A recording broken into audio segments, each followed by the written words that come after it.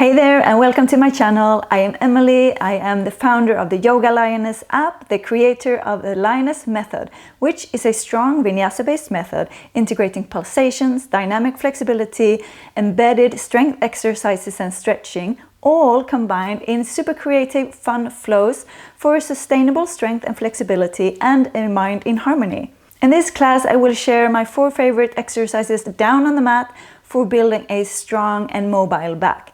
Because I noticed I had a very stiff back when I started to do yoga, and I noticed that when I started to build strength in my back along the entire spine, entire backside, that is when my spine feels safe enough to actually start to bend back and start to move in the way it is designed to move. So let's get started. I'll see you on the mat.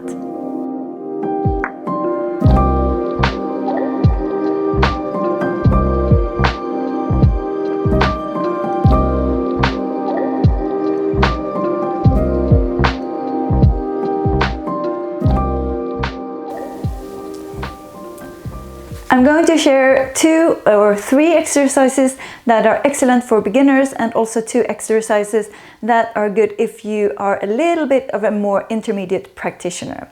Let's get started lying down. So come all the way down onto your belly. Bring your feet wider than your hips, so as wide as the mat. You can even bring them wider. The wider you bring your feet, the more release you will feel in your lower back. So just adjust that distance to suit you. But the important thing is that you feel that you anchor down through the tops of your toes, basically through your toenails. And then I like to kind of lift my chest forward a little bit, because if you have already like this crunched in feeling in the front, it's going to be hard to lengthen the front side.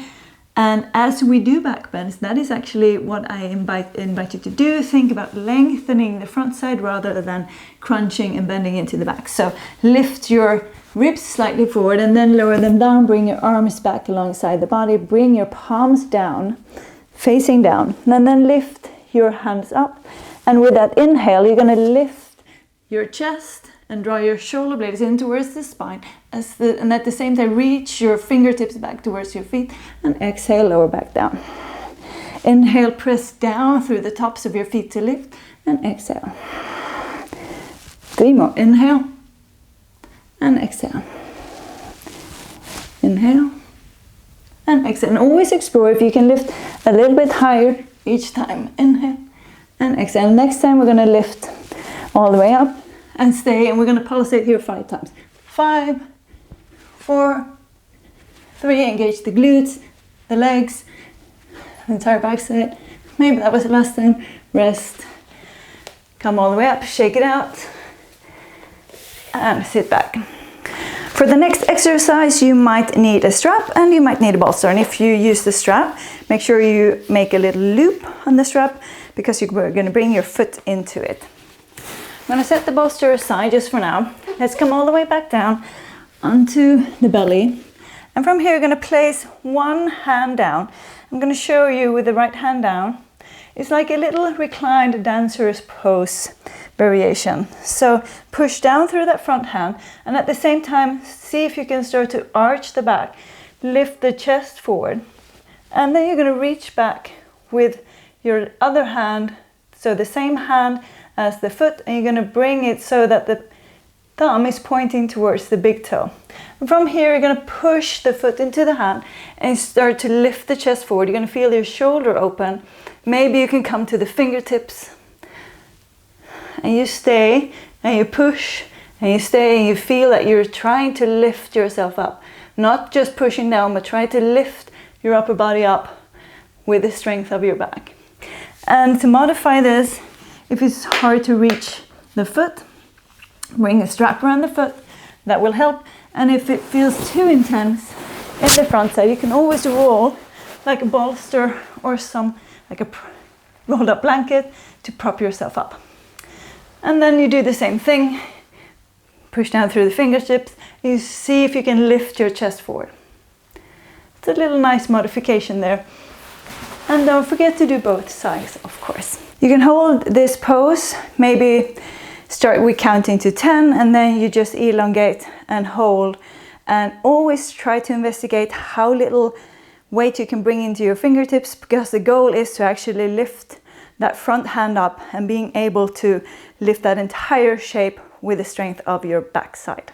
Next pose is 2 variations of puppy pose, which is a great shoulder and chest opener, and also a great way to create some mobility in your lumbar spine, the lower back.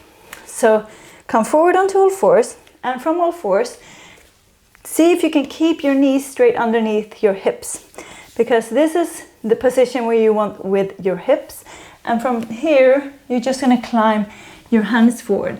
And slowly, slowly, as you climb forward, think about that length in the front side, like flaring the ribs out, creating that space, and then you slowly start to lower down.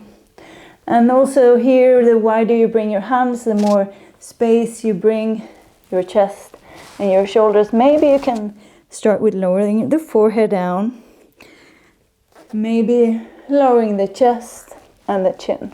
And when you've reached this point, most likely it's going to be pretty intense, but if you feel that you have more to give and you want to take this one step further, you're going to tuck your toes and push and lift your knees up.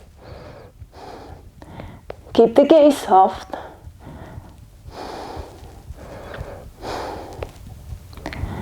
And you stay, hard to speak here, you stay for as long as you can. Use the breath to breathe into any sensations. And softly lower, climb your hands underneath your shoulders. Gently push yourself up into an all fours. So every time you come out of these back bends, make sure that you don't go straight into a rounded back, into a forward fold. So always find some sort of a neutral position first, where you can wiggle everything out. And then eventually you can go into a forward fold or a rounding spine. The last drill I want to show you is definitely more intermediate, so make sure that you are in that space in your practice, and also that you are properly warmed up. Maybe you've done the other drills before, so that your backside is nice and warm and open. And we're going to do camel drop backs, and if you feel that this is too much for you, start to practice by just doing camel pose and elongating the time that you are in camel. Maybe starting, for example, for 10 seconds, and then you do 20, 30, up to a couple of minutes in camel pose. And camel is just an amazing pose to build that strength along the entire backside, and opening the chest and the shoulders and feeling that front side opening in order to strengthen your back bend and become more mobile in your back. But let's get started in camel. So always, as we have the knees hip width, you can keep your toes tucked for at the start at least. And instead, maybe you start with a little bit of a anterior pelvic tilt. But when you start to go into camel, you're going to tuck the tail into a posterior pelvic tilt, and you're going to push your hips forward. And from here, you're going to roll your shoulders down and to the back and hug your shoulder blades in. You're going to start to lift your chest, your ribs up, imagining you have like a string from your chest that pulls you up. Push your hips forward, pull your shoulder blades in, and you can stay here, push your hands to your lower back. Your fingers can point up or down, whatever is your choice, but see if you can bring your elbows closer to one another. And if you want to continue, you can bring your hands to your heels. Every time you come to hands to the heels, make sure you push your hips once more forward, and you can untuck the toes, play with the head, and you stay. When you come up, you bring yourself all the way up, and the head comes up last. So we're going to drop back.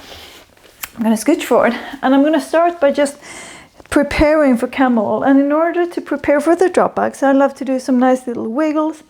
When we do back bending, make sure you to always integrate a warm-up that includes both lateral stretches and twists, which are all great movements to warm up the spine.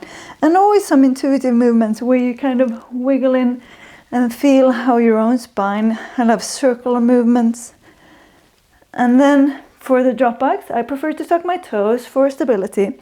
And then take an inhale and think about lengthening the front side. And then you start to gaze back, push your hips forward, and you drop all the way back. And you inhale, bring yourself back up. I like to bring my hands in front of the heart, drop back, fingers down, and bring it up. You can go here a couple of times, and when you feel ready, go back and stay down. Place the palms down and push through your hands, push your hips forward, hard to speak. Pulse it a few times. Maybe you can untuck the toes, go into Kapasasana. Maybe bring the hair away. Reach for the toes. Are they there? Yes, they are. Push your hips up. And when you're ready, all the way back up. And sit back towards your heels. Wiggle it all out. So these were 4 of my favorite back bend drills down on the mat. I'm going to continue and show you some of my favorite back bend drills by the wall.